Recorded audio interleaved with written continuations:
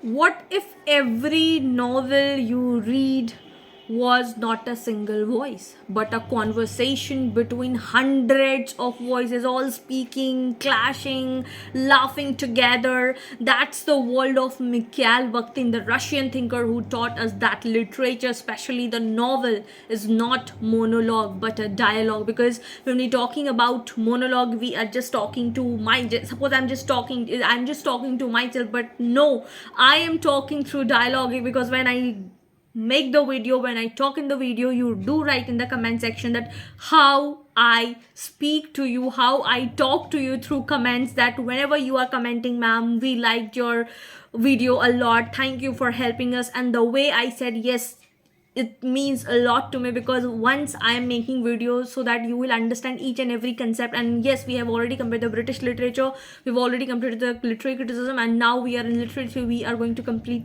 each and everything soon. So that's called dialogic, when we are talking through comments, when we are talking the live sections. So let's understand Bakhtin's fascinating world in his idea, dialogism, polyphony, carnivalesque, heteroglossia, and more that changed how we read. So, hey, all the future assistant professors, welcome back to English for English by Pooja Singh. Today, we are going to explore Mikhail Bakhtin's 1895 to 1975, one of the most original voices in the 20th century literary theory, although often discussed with the structuralist. Bakhtin approach went beyond that structure. He celebrated the living, speaking voice with language. So, without any delay, let's get started. So, we'll start with Mikhail Bakhtin. He was born in 1895 and he died in 1975. Okay, so if we talk about Mikhail Bakhtin, he was a structural school of thought and he was from Russia. So today we are going to talk about the major works of Mikhail Bakhtin. His books included the very first and very important one is The Problems of Dostoevsky's Art in 1929, and in this particular book he has talked about early version of his later major book. Then the second is The Problems of Dostoevsky's Poetics, that is 1963, revised and much expanded. Then third one is Rabelius and His World, 1965. It talks about the study of laughter, carnival, and the freedom in Renaissance literature. The fourth work is The Dialogic Imagination, 4 essays, his most cited collection in literature. So you have to remember all these books name, because these are often appeared in the UGC NET examination. Fifth number, Discourse in the Novel, that is from Dialogic Imagination, Foundational for the Understanding Dialogism. Then Speed's Honors and Other Late Essays, that focuses on communication, context, and real world speech. When we talk about the Bakhtin as a structuralist thinker, he was not a strict structuralist like Ferdinand de Saussure or Levi Strauss. His analysis of language and narrative still focuses on underlying structures of communication and meanings. Means, like Saussure has given a lot of concept, like you have to do like this is the structure, this is the particular way you have to deal with the novel. But when you talk about Bakhtin as a structuralist thinker, he is not that much strict. He studies how language, dialogue, and social voices from the structure of literature works. And that is why he is often discussed alongside structuralist, but he's considered also a bridge to what? Post-structuralism. So you have to keep these things in mind. Now, the important concepts. The important concepts you have to remember, very important, please do write in your copy. The very first one is dialogism. So Bakhtin believed that language is never single voiced. Every word we speak carries the echoes of other people's word.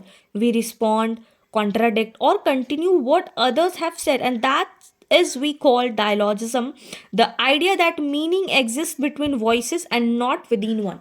Like for example, if I'll talk about, it is like basically it is contrasted with monologue. What? It is contrasted with monologue, that is monologism, that is voice from God. That can single voice, if you talk about God, it is a single voice and only one truth, and no one can challenge God. Okay. But multiplicity of application, dialogism, speech, truth becomes negotiated and talked about rather than dominating than higher power. It is about the authority. What it means, he has talked about that poetry, if you talk about poetry, the poet only talks. It is a single person that talks about entire poem, entire poetry. It has no one to question it, it has no one to challenge it. But if you talk about prose and if you talk about fiction, there are multiple characters, there are multiple debate, variety of concepts. So words are the used as dialogism. So if you have to understand language, you cannot just refer to word, because you have to understand. And this is the best example in Dostoevsky's novels like the Brothers Karamazov or Crime and Punishment. Characters just don't follow the author's voice, they debate, they resist, they challenge it, right? Each voice has its own truth, and that what makes Dostoevsky fiction polyphonic. Why? Because see, if I talk about love marriage and arranged marriage, okay, if one person has to talk about it, whatever he or she will say about love marriage or arranged marriage, that will be verified. But if there will be two different person, and to some and team A talks about love marriage and team B talks about arranged marriage, then we will have the multiplicity of the truth, then we can have a debate. So that is why in debate we need two persons. So that what calls the dialogism, because it is the idea exists between the voices and not within the one. So who introduced the concept of dialogism? Mikhail Bakhtin in the Problems of Dostoevsky Poetics. So he says that in good fiction there should be dialogism, variety of perception is needed, and that's only when we call that prose or fiction is good. Now we move to the next concept, that is polyphony. This has been taken from the Problems of Dostoevsky's art. The word polyphony means voices.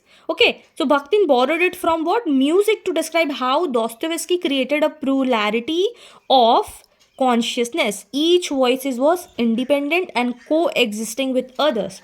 What does that mean? It means that it is a different voice, and each voice do have meaning, it do have weight in it, it do have voices in it, and these makes that all characters are talking in single authors haven't written. How reality appears to reader, and readers can see multiple reality at the same time. When we write in a dialogic form, there world be polyphony, means if just talk about, and in this the same thing is there, understand it. If one person is telling you the same side of story, just take the example of Sas and Bahu, there might be a fight between them, okay, argument, fight or argument. If you will hear the story of Sas, you will be, or mother-in-law, MIL, and DIL, daughter-in-law. So if you will hear the story of from MIL, you will be understanding she is right. But once you will understand or hear the story of DIL, you will see this is right. But when you will compare their both story, then you will know what is the point of view. So both person are real. If they have a fight, you have to listen to both the characters, and then only you will understand. That's all called polyphony. For example, in the Brothers Karamazov, Ian and Alyosha and Dmitri each expresses distinct worldviews. None dominates the other. So you have to understand that polyphony is the narrative structure of multiple voices and equal dialogue, not controlled by the authorial monologue.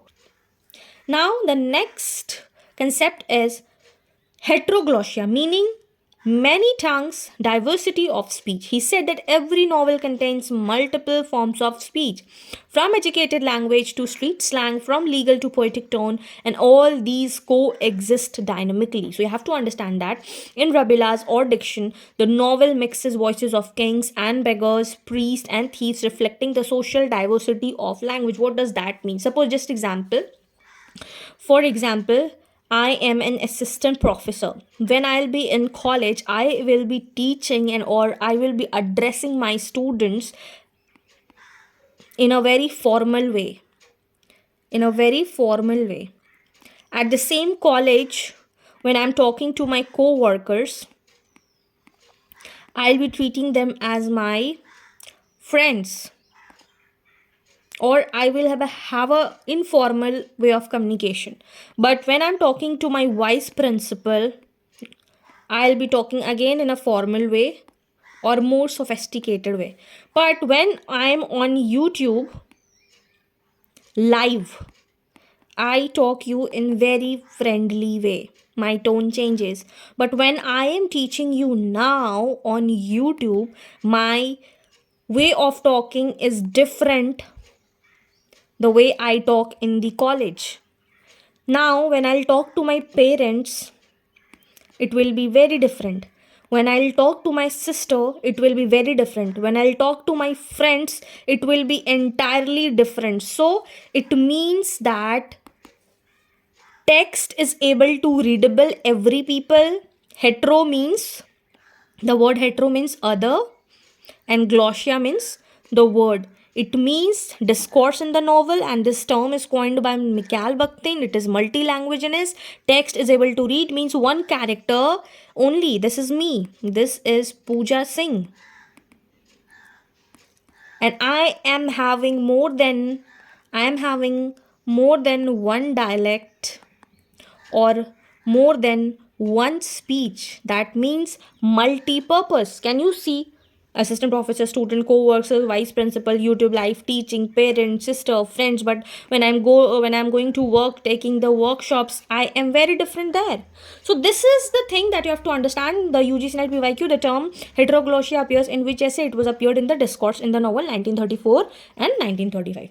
Now moving to the next concept, again very important concept, and this has been asked in UGC NET again and again and again. So it is carnivalesque, one of Bakhtin's most joyful concept in his books Rabilas and his world. See, you have to learn all the books name. Why? Because they ask in carnivals in which book this concept has been asked. So it has been asked in the Rabilas and his world. Bakhtin explains the carnivalesque, the spirit of rebellion, laughter, chaos that turns the social order upside down. Can you see? It means the folk humor, most notably in carnival world, has turned upside down. It have all the reversal hierarchies vanished. In the medieval carnivals, kings are dressed as fools and fools are dressed as kings. So it was a symbolic world where all the reversal of hierarchies are happening. King is also dressed as beggar, right? So this there it means that there is no distinction between the high class or low class, and it is abolished by same, and that can also be used in writing, right? No dominant style or assumption, there is no class conflict, humor, class regulation, so this can be seen. Now he saw this Rabella's Gargantua and Pantagruel, where grotesque humor and laughter became the acts of liberation. And you can also see this in the Wise Children, Angela Carter novel. All these ranks and rules are not there in the life. People celebrate the life. Everything turned upside down. Freedom, equality, abundance. So social space, disjointed plot, freedom, equality, elaborate things. So that would it say that you also have to write in the same thing in the same way. So these are the examples. Okay. UGC NET PYQ, who used carnivals to describe subversion through laughter? It is Mikhail Bakhtin in the Rabelas and his world. Okay. So the next concept is chronotop. Chronotop literally means the time space. Okay. It's Bakhtin's way of saying that every story exists in a particular pattern of time and space. For example, the road in Don Quixote or the village in the Pride and Prejudice, these aren't just settings, they shape how the story unfolds, because a lot of references have been given. This is very important. So the term chronotop appears in Bakhtin's essay Forms of Time and the chronotop in the novel. So always remember, when you talk about the time-space framework, that organizes narrative structure. If you talk about the speech genre, so in speech genres, other late essays, Bakhtin explains that the language changes with context. We speak differently at home, in classroom, in courts, or in novels. So that's what I gave my example, that I am being Pooja Singh and I play different characters. I play different. We speak in different dialect. We speak in different speeches, right? So each situation creates a speech genre, a typical form of expression shaped by social purposes, and that's why literature cannot be separated from the society. That is why when somebody says, okay, you are studying English literature, just say that we are not just studying English literature, we are studying life. We know each and every sphere of life with the language. If there is no language, there is no life, right? So Bakhtin's world of voices reminds us that language is alive, social, dialogic. Every Every text talks to another, every character speaks their truth, and laughter, even chaos, can be form of a freedom. So it is just our mentality, it is just our in thoughts that how we are going to portray our beautiful words. So the next time you read a novel, listen closely. You might hear hundreds of voices, all part of Bakhtin's grand conversations of literature. So that's it for today. What we have studied today. We talked about Mikhail Bakhtin. We talked about his 6 books: Problems of Dostoevsky's Art, Problems of Dostoevsky's Poetics, Rabilas and His World, The Dialogic Imagination, Discourse in the Novel, Speech Genres, and the other late essays. Then we saw Bakhtin as a structuralist thinker.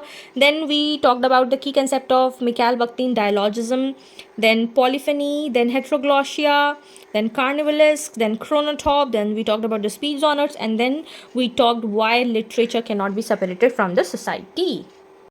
So if you found this video helpful, do not forget to like, share with your friends those who are preparing for UGC NET English Literature, and do subscribe for more such UGC NET content. Till then, keep learning, keep shining. Bye-bye.